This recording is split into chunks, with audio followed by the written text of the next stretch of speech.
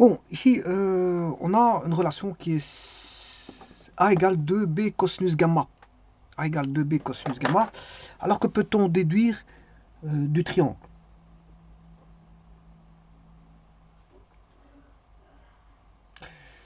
Alors que peut-on déduire du triangle? Parce qu'on a affaire à un triangle ici, je vous le dis tout de suite. Alors je vais d'abord construire le triangle pour bien percevoir les choses.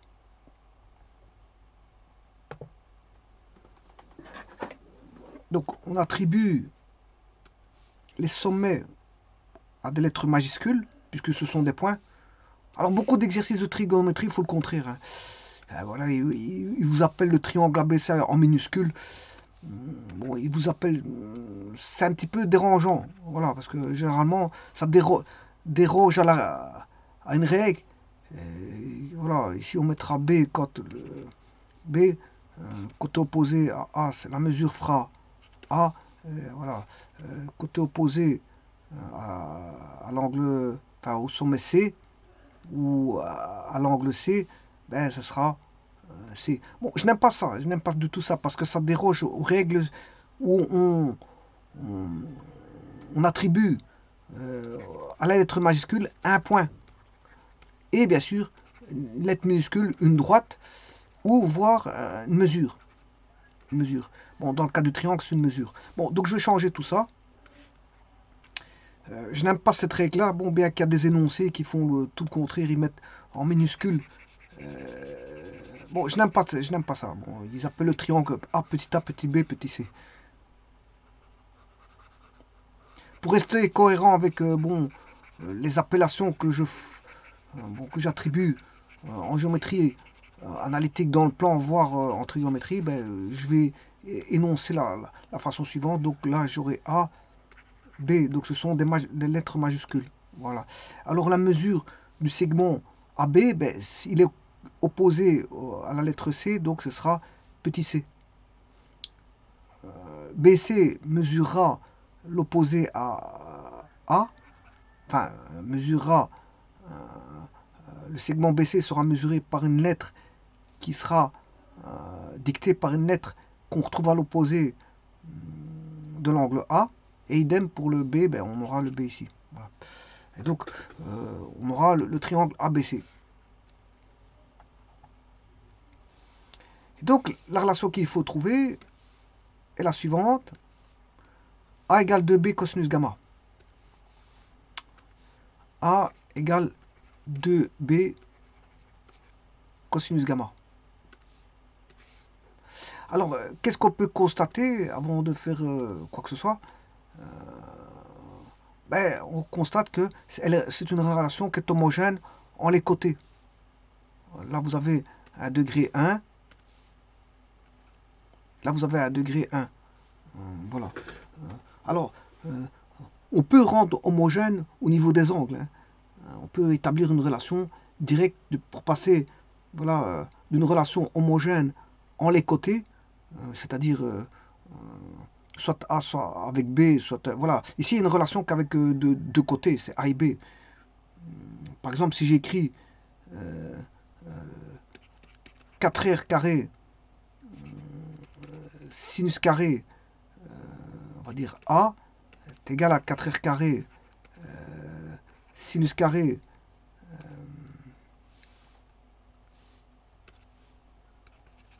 B égale 4R carré sinus carré C. Bon, ça, comment cette relation,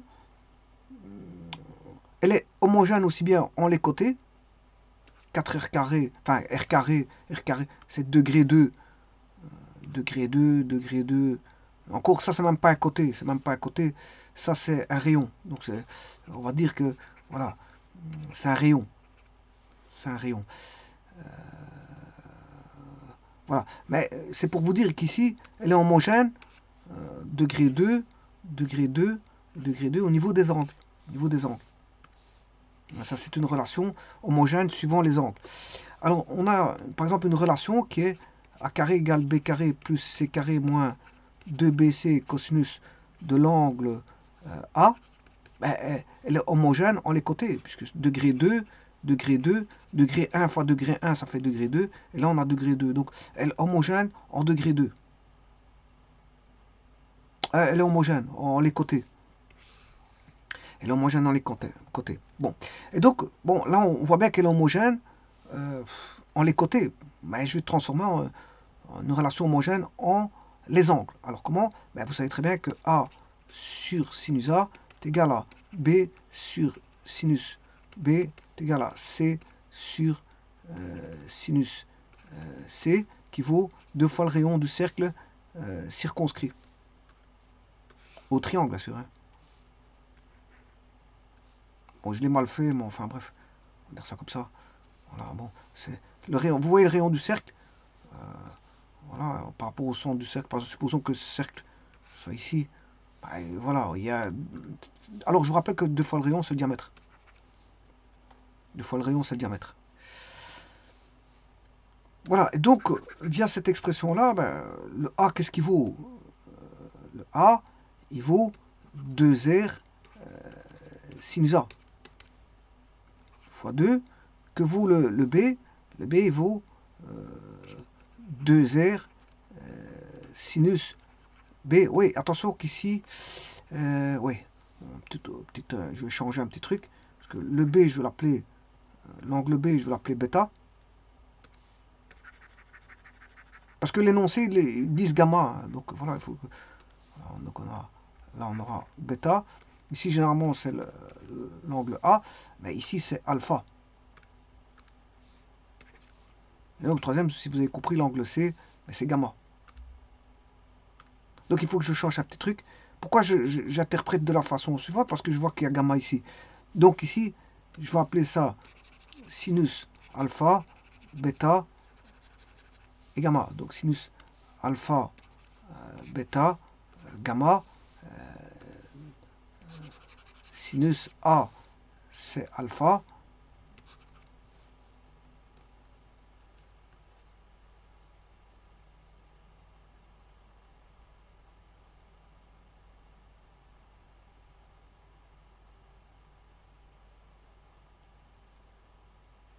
Bon, c'est vrai qu'elle ne sera pas homogène en les angles ici.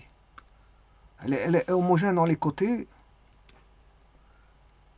Mais ici, je vois qu'on aura un degré 1 d'un côté et un degré 2. Elle est homogène uniquement en les côtés. Voilà, en les côtés, voilà, parce qu'ici, c'est sinus B qui est bêta.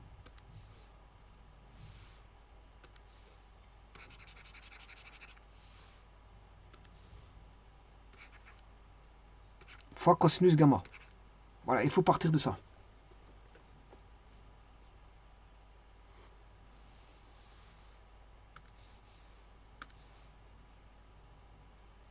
C'est pas possible que j'ai bêta parce que là, A, c'est sinus alpha. Je peux pas avoir deux. Voilà, celui-là, c'est A sur C. C'est sinus 2R sinus alpha. A, c'est alpha. Puis j'ai 2 fois 2R. 2R sinus bêta, cos gamma. Et là, j'ai les 3 angles qui apparaissent. C'est vrai que, bon, elle n'est pas homogène en les angles, mais elle est homogène dans les côtés.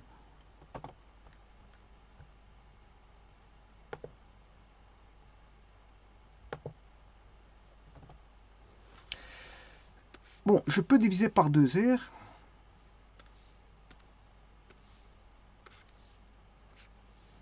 Et il va rester sinus alpha égale 2 sin bêta cos gamma. Et là, on a un produit. Hein. C'est un produit de sinus par cosinus.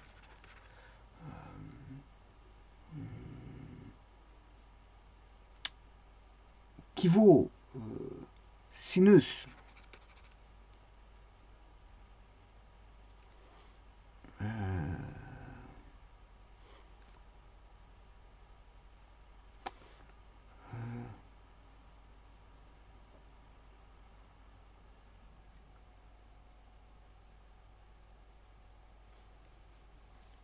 la somme bêta plus gamma plus la somme de la différence bêta moins gamma. Voilà. Je transforme un produit en somme. Je transforme un produit en somme.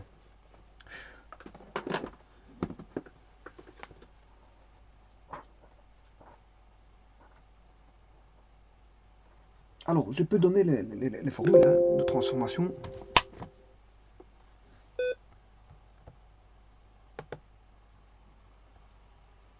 Voilà, je vais les donner ici. Comme ça, vous pouvez regarder laquelle choisir. 2 sin, sin A cos B. 2 cos A cos B. Et 2 sin A sin B.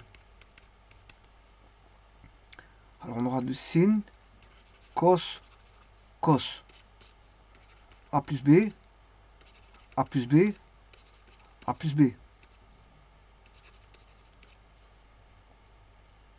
Plus, plus, moins, sin, cos, cos, et A moins B, A moins B, A moins B. Ouais, attention qu'ici je me suis trompé ici. C'est A moins B.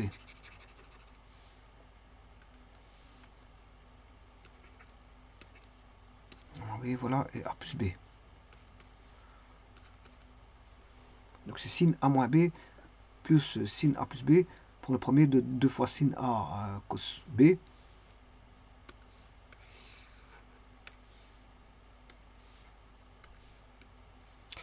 De cos A cos B, ben c'est cos A moins B plus cos A plus B. Et le dernier, c'est 2 sin A sin B, c'est cos A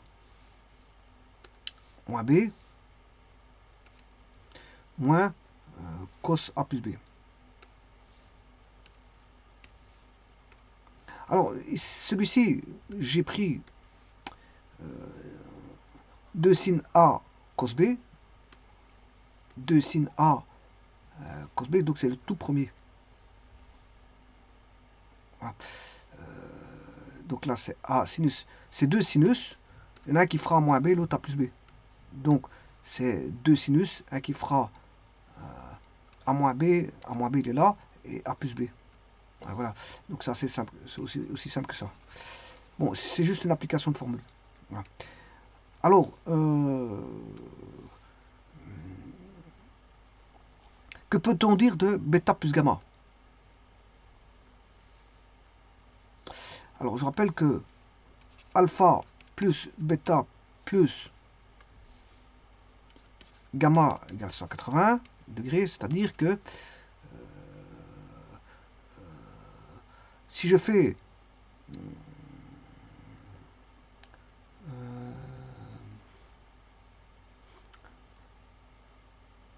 bêta alpha, c'est 180 moins bêta plus gamma. Voilà. 180 moins bêta plus gamma. Donc, c'est-à-dire que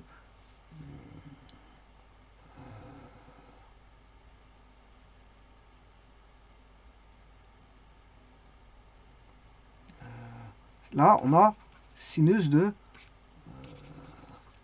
180. Bêta, c'est 180 moins alpha. Voilà. Donc, le sinus de alpha à 180.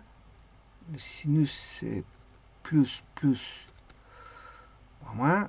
Attention qu'ici, c'est pas plus alpha. C'est pas 180 plus alpha. C'est pas un angle supplémentaire, mais c'est un angle supplémentaire.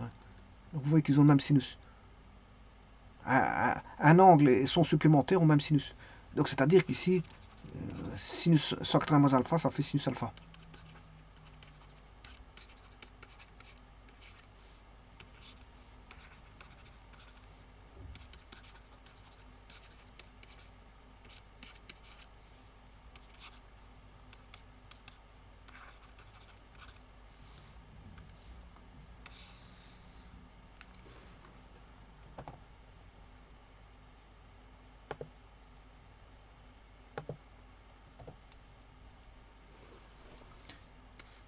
Donc, on aura ici sinus alpha moins sinus alpha égale sinus bêta moins gamma. Alors qu'est-ce que je vais faire? J'ai tout simplement passé le sinus que voici, je l'ai mis à gauche.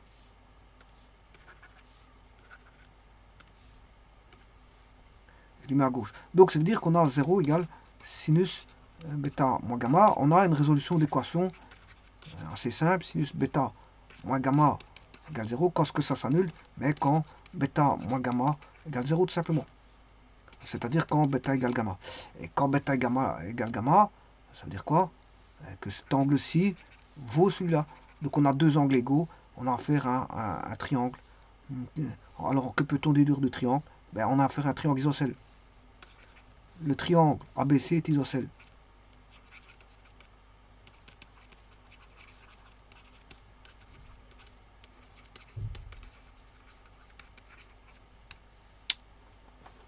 Le triangle ABC est isocèle. Je vous remercie.